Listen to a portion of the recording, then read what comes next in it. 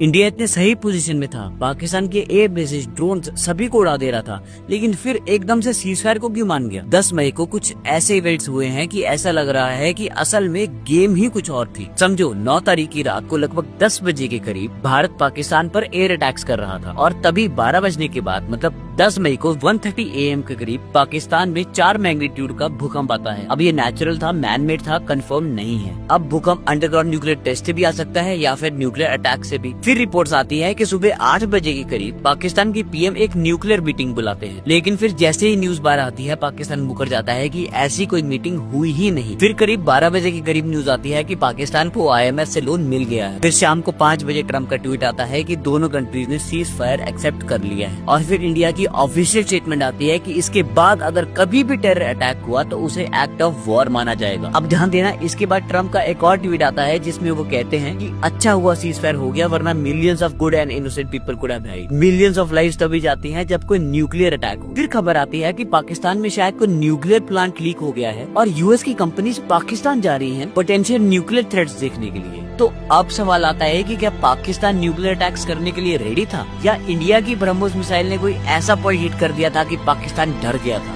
या फिर इस सब में रॉ की कोई प्लानिंग है? अब बताए इन सवालों के जवाब न आने वाले कुछ साल ही देंगे।